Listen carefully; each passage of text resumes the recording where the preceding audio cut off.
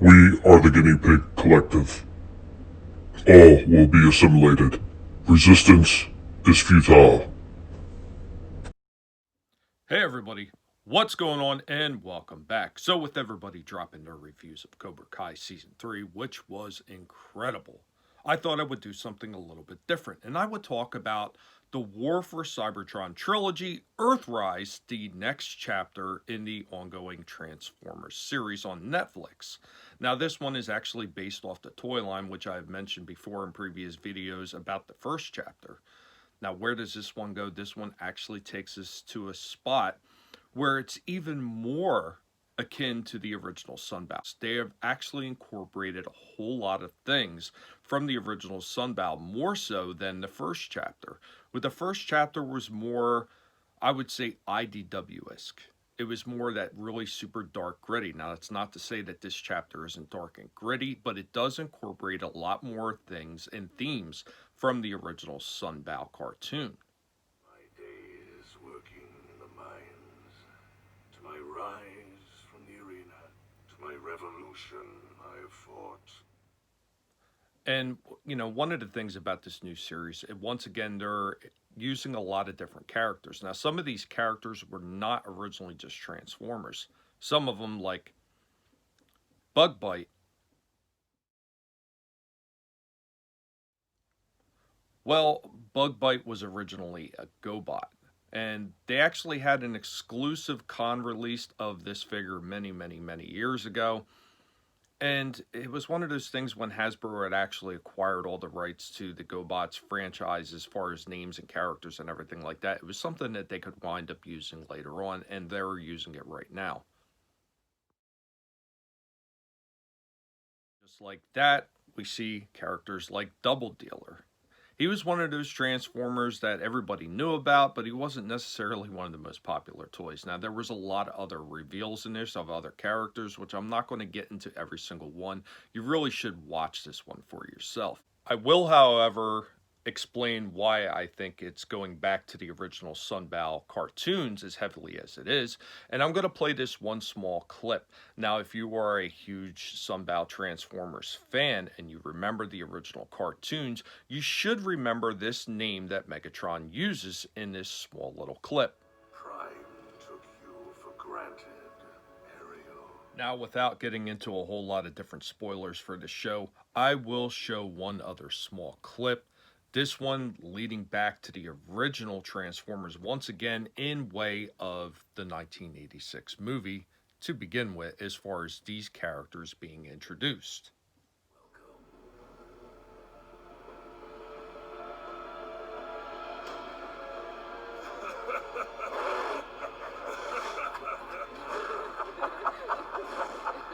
Now, as far as the action in this one, it is very reminiscent of the first chapter. It is dark, it is gritty, very climactic end, or as somebody else would probably say, I say, a swift and brutal end.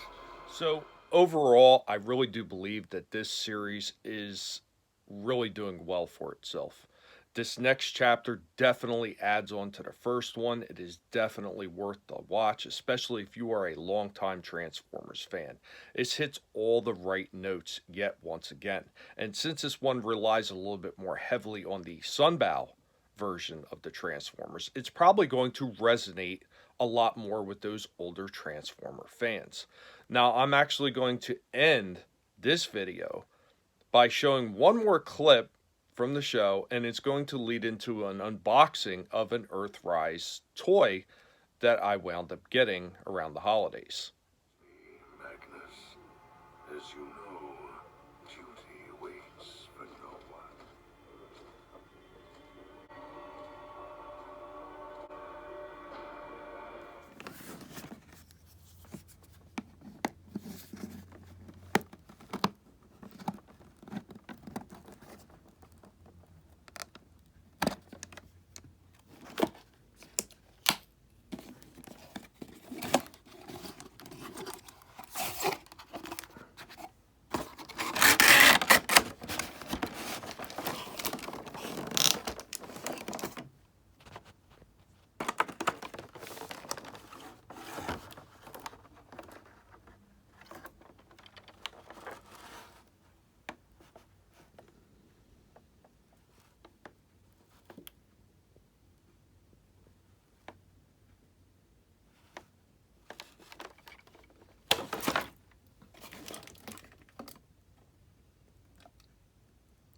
Now, actually, in this putty, I've actually seen other reviews. There's like a little Energon cube in there.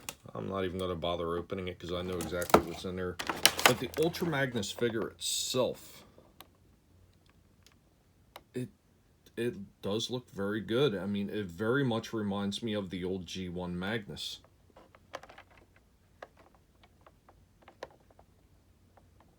Now, obviously, if I wasn't like still trying to clean out my father's house and I had a little bit more time to sit here and mess with this thing, and I wasn't worried about having to box this back up to take it with me all the way back down to Florida, I would pop him out and check him out and see how he transforms and everything. But it comes with another little version of Rung. It was a character that was introduced in the IDW comics. That's kind of cool.